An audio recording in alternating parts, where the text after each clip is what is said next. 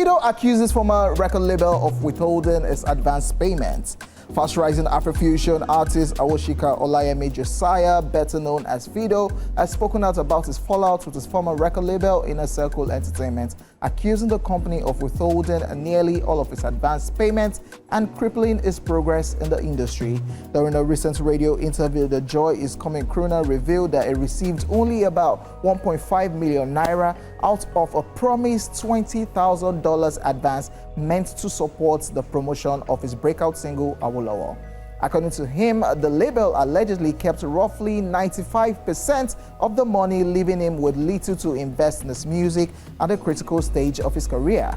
I was transparent with you guys. Even when I was with you, you took all of my advance from me. The advance I was giving for Awolowo, you guys took 70%. What am I even saying? They took 95%. They just gave me only like 1.5 million naira out of $20,000, Fido disclosed. This is the first time I am saying this, and it's true, there's fact to all of these things, end quote. The singer explained that the financial setback directly affected his growth, making it difficult for him to push his music the way he wanted. We are working on the situation now, and what stopped whatever progress I was supposed to make was because of these issues I was having. People never knew that was what I was facing, he added. Fido first captured mainstream attention with Awolowo in August 2024, started his professional journey with Inner Circle Entertainment, but later parted ways to become an independent artist. And I think he has an affiliation with Empire. The singer's revelation has sparked wider discussions among fans and industry watchers about the challenges young artists face when signing record deals, particularly around the handling of advances and transparency in financial agreements. Many listeners have taken social media to express sympathy for Fido, with some calling for greater awareness and education for upcoming acts so they don't fall into the similar traps. And it's a lie, they will still fall into the same trap. Well, I don't know, but I feel like there are bits of loopholes in this story. And I feel like at the end of the day, I would rather probably he brings out a contract that says the percentage he's going to, like, let's see the contract. I'm sure there was a contract signed. So if, because I feel like, I mean, I did a quick calculation, $20,000 to Naira is 32 million Naira. Now instead of 32 million Naira, they gave you 1.5 million. I feel like that's like really crazy. That's like a very crazy fraction of the money. Like, it's just, I would have felt better if they didn't give him any money at all than giving him 1.5 million Naira out of 32 million. So I'm sure there was a contract that was binding this situation. And I feel like you can bring out the contract for it to like be open. Let's see what's going on. Let's see what the contract is. I mean, yeah, I know there was one time I saw back and forth with Fido and a particular record label head on social media, X, formerly known as Twitter, and so it's a back and forth. And I think I'm one of those people that, I don't know whether it was after Awolowo or what's the one Joy that is was Coming. Joy Is Coming, because I was like, there's no video for Awolowo. There was a feature with Tiwa Savage. Why is there no video? And Joy Is Coming took a long while before the video came. I don't know if it's under the same record label or a new record label. So I was amongst those people that were like, what's going on? Like, what's going on don't you know how to promote yourself? Yeah, as the thing they hot, drop a video, do something, and everything. I don't know, say my guy, they go through a situation of 1.5 million naira. I honestly feel like if the record label was really serious, at least let's see what the money is being used for. Even it's if not you're your business. It's not your business. And the fact about it, they are talking about so that other artists, other artists will fall prey to this thing. Very well, they'll fall very prey. Because we have a whole lot of people outside looking for record deals. So when they just give them one contract, nobody even tends to invite their lawyers, legal team to even check out all those loopholes. They just want to, oh, you give me car, you give me house, you give me this. Me. I won't blow. I won't blow. Ashake is a perfect example. Ashake said it in an interview that when Olamide gave him the contract, I said, you that have been waiting for all my life. Olamide said, no, go and get your legal team.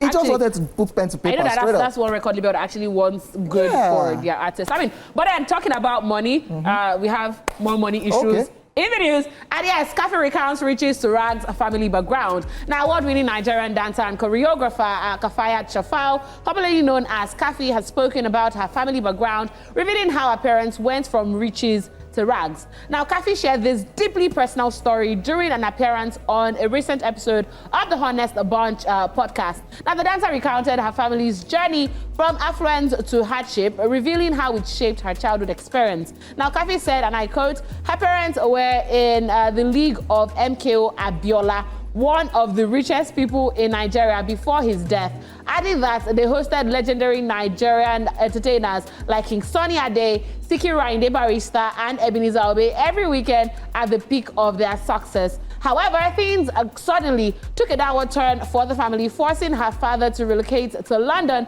where he worked as a cleaner. My parents were in the league of MKO Abiola. They were the first people to spray dollar at parties. You hear Sunny Ade and Barrister sing their praises. These people came to our house every weekend, she recounted, noting that her parents, Alhaji Ashafau and Alhaja Alake Lakonko, were once among Lagos' high-profile socialites. Kathy recalled her experience living with Alak, revealing that she drank Gary for as long as 7 months without a break. She said, and I quote, there was a lot of times when there was no food for weeks and months. Hunger is mental if you want the body to sustain on only water, because water is the only thing you see. It's wood. I drank Gary for 7 months without break. There was no kwashiorkor, end of quote. The famous Nigerian dancer also recalled how the situation affected her mother, as she would sometimes have psychotic breaks and blame her children for her predicament. Ooh. She said, and I quote, she would have psychotic breaks and put all of us in the center of the house saying, you are the reason why your destiny should start providing for me, because you are the reason I'm not anywhere in my life, end of quote. Wow. She recounted. Wow. I feel like this is a very sad story, and at the same time, it's a very happy story, because, I mean, we see where she is now, and she's doing very well for herself. I mean, I remember when she beat the Guinness World Record, and it was just very amazing. But, OJ, can you drink Gary for 7 months? 7 months? 7 months, back to back, without break. I'm eating something else. Nope. Okay, but the Gary sweets, like maybe kuli milk, Even sugar. if you have money that you are touching up Gary like that, so I would say poverty Gary. Wow. I like Gary. That means the Gary is coming with soya and milk or something else. I didn't know about this as regards coffee, and it's, at times you tend to look at people and don't think probably they don't have a story. She's sharing the story that's deep. Shout out to Kathy for sharing the story.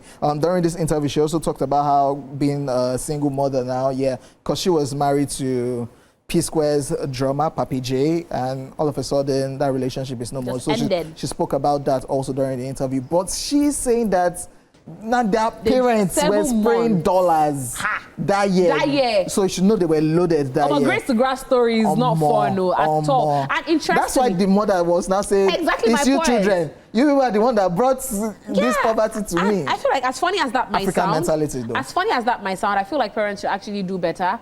No child asked you to bring them into the world. So if you're having difficulties, yes, let your children understand. But I don't think it is nice to blame children for predicaments. No, it can happen to anybody. Anybody can fall back. Anybody can lose money and everything. So blaming innocent children. Isn't that the African templates? Like, not say it's like it's you. You are the one. It's you. You are the one that brought bad luck into this family. That came into the family. Well, that's ladies and gentlemen. Before we continue with our entertainment gist, let's take a quick commercial break. Don't go anywhere. We'll be right back.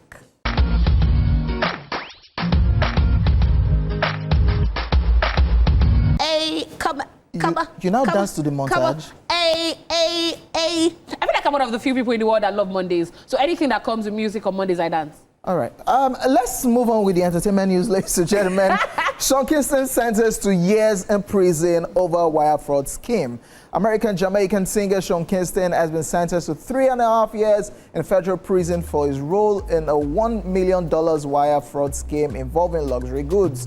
The sentencing, delivered on Friday, August 15 in the South Florida courtroom, comes a month after Kingston, real name Kessian Paul Anderson, and his mother, Janice Eleanor Turner, were convicted of conspiracy to commit wire fraud and 4 counts of wire fraud. Turner, who was also implicated in the scheme, received 5 years in prison last month. Prosecutors said Sean Kingston used his celebrity status to deceive businesses into handing over high-value items, including a bulletproof Cadillac Escalade, luxury watches, and a 19-foot LED television without making proper payments. He allegedly produced falsified wire transfer receipts and lured sellers with promises of social media promotions. Assistant U.S. Attorney Mark Anton described the singer as a thief and a con man who exploited his fame to defraud victims for years. The first Anthony Zeljika Bozanik, however, argued that Kingston lacked financial discipline, had no prior criminal record, and had already begun efforts to repay victims. Sean Kingston faced a maximum of 6 years, but received a sentence between the defense request for a shorter term and prosecutors' call for a near maximum punishment. Judge David Lobowitz ordered Kingston immediate remand, rejecting his request for delayed surrender due to health issues. In addition to serving prison time, Sean Kingston must repay his victims. Upon release, he will be subject to supervised release conditions, including maintaining lawful employment of at least 30 hours a week, submitting DNA samples, avoiding drug abuse, and permitting unannounced visits from his probation officer. Sean Kingston first rose to fame at the age of 17 with his 2007 global hit Beautiful Girls, which topped charts worldwide and of course launched his career to the next level. You know, this story is given a particular cross-dresser in Nigeria that I know his name, but I can't say. You know, the entire dragging on social media. I don't know. Oh, you're off. Yeah, so I don't know, but I mean, I just heard the story at some point. Give us, continue. I don't know. I just heard the story that there was a particular cross-dresser at some point. I don't know who. I don't know which of them, but I just heard that, you know, there was one of them that, you know, used to buy things I would not really pay, and they used to call, used to, you know, do I'll post it on social media. And never posted or where's this person that you're talking about now? I don't know where he is. All right, ladies and gentlemen, please, if you are going to buy something, irrespective of who you are, pay. Don't try to pay with exposure. And I wish things like that can happen in Nigeria. When you arrest them. Sean Kingston, so 3.5 years? Okay, with time. Well, you say what you are buying. Because this has just it's not to buy clothes and not pay. It's still the same thing. They were doing all those things. You are buying 19 inches. You are buying bulletproof car. Can't you just take portable in his own, at least he jump fence. All right, ladies and gentlemen, we'll be back with a social view after this time out.